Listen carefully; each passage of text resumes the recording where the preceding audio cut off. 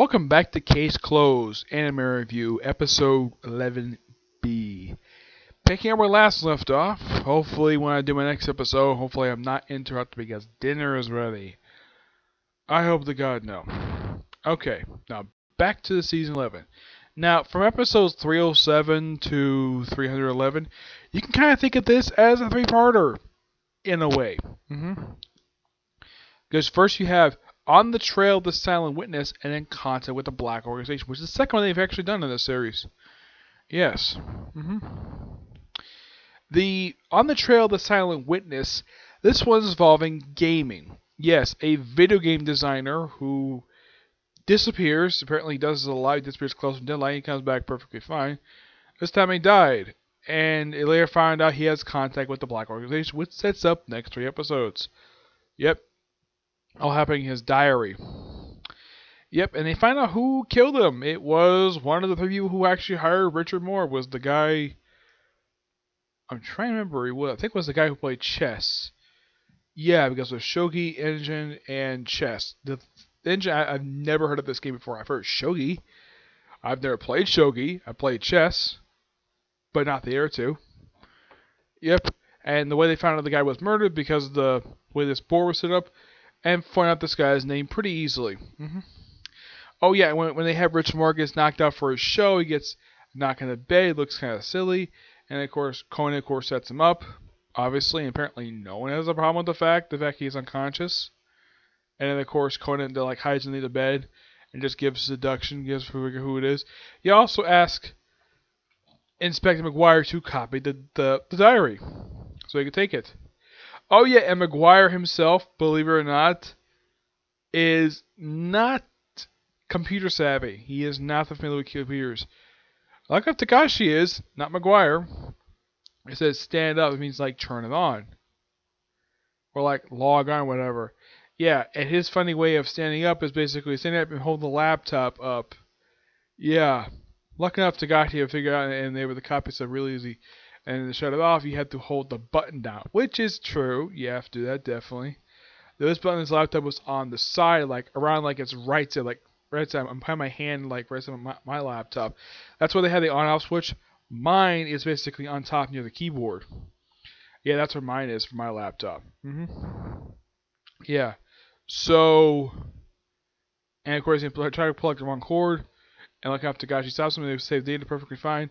And Conan takes disc, and apparently McGuire doesn't notice the fact that disc he copied apparently is just, well, disappeared. It's never brought up again by him. Of course, he's not to take part in the next 2 episodes, though it does feature return of Detective Yumi.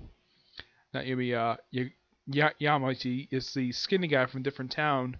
Yeah, who was a big fan of Richard Moore. He comes back in part 2 of the next multi-parter. Yeah, and of course they run into Aki, the male FBI agent from a while back. He's popped up now and again in the series. Roughly, he just plays minor roles. He just shows up, witnesses the stuff, and of course he works with Jody Starling. Yeah, so let's see what else.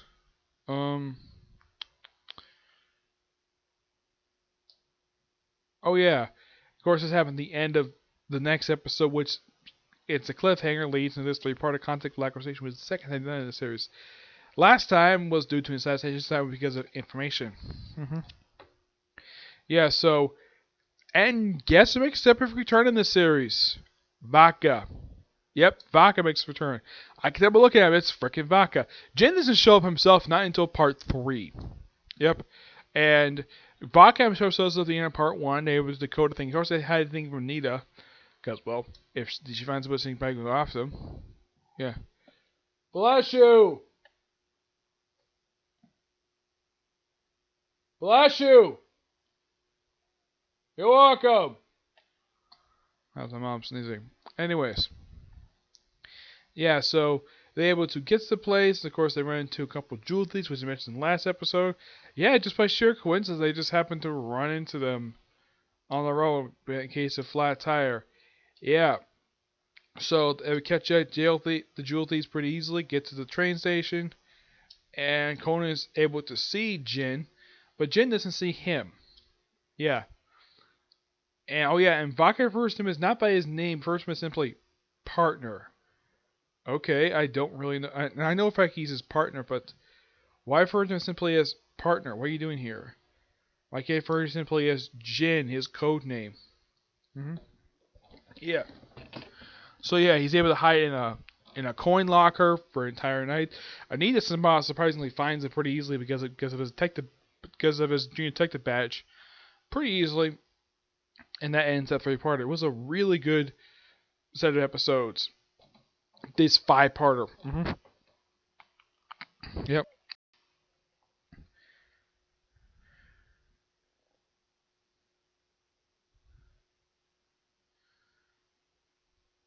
And then pretty much we have a two-part,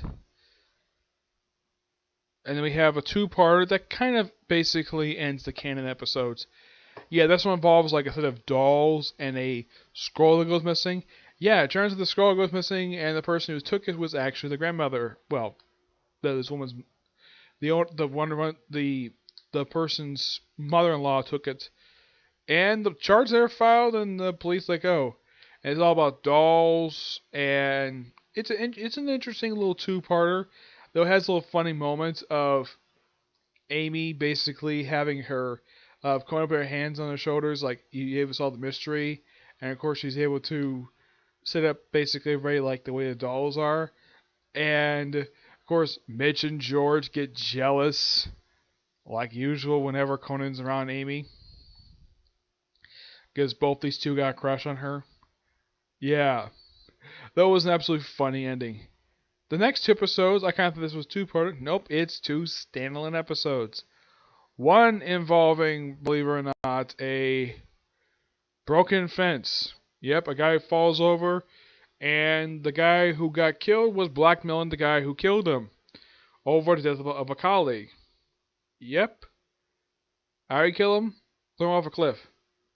Yep. Simple. And as for the last one, yeah, it was completely obvious that the guy who they were introducing this episode was going to be the murder victim. Yeah, it was completely obvious. And there were two obvious suspects. One was the housekeeper, the other, of course, the guy's apprentice. And Conan doesn't figure out, yep, it was the apprentice who killed him by setting up to be a suicide near bamboo.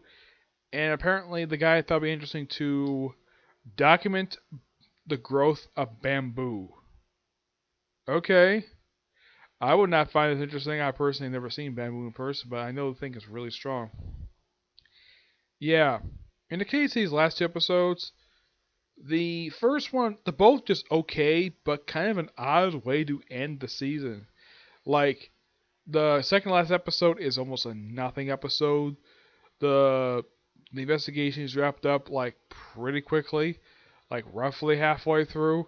Kind of the same thing with next episode. There's a little bit of development here and there about the drawings. I thought that was kind of interesting. The only thing I mentioned was the artistic stuff. The rest stuff was just boring at best. So it would have been better if they ended with the whole, like, these Japanese dolls two-parter. I kind of wish it ended with that than these two fill episodes that are just roughly nothing episodes. Yeah, that's simply what they are. Nothing episodes. That's pretty much what they are. So having mostly a pretty strong season, but had a good start to it, but a weak ending. That's the overall problem with season 11 of the show. I mean, good set of episodes. Every single episode was pretty good. I would say the only canon episode that actually was really not that interesting out of all these was the Mitch of the Force in Indecision. Yeah, this one was just not interesting at all.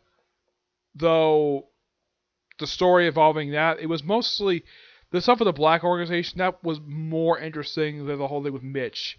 Yeah, that's what I found interesting about that part. But if I would think probably the weakest episode of the whole season, aside from the last two episodes, it's Houseboat Fishing Shack. This one is just a weak episode. Quite obvious who the murderer is, and find out pretty easily. The 94-95 was okay, was kind of interesting, but 296 and the last two episodes are the weakest episodes of this entire season. But this was an interesting season nonetheless, but it's kind of disappointing when it comes to season, like I said, where it has a strong start to it with this whole flashback to New York City, which I thought was fantastic. The fact they actually did that, and ending off with two almost nothing episodes. Yeah, and the way it looks for next season looks like it might be a little bit more. I haven't had a chance to look at the next season yet, but from what I can tell, how many episodes the next season has. Next season has got 38 episodes. This might take me a little bit of a while to get through. It might. The first amount right now in the manga is basically as of right now, I have read the first 521 chapters and the first 50 volumes of the collected series. I have roughly 45 books to go before I'm pretty much caught up with the series.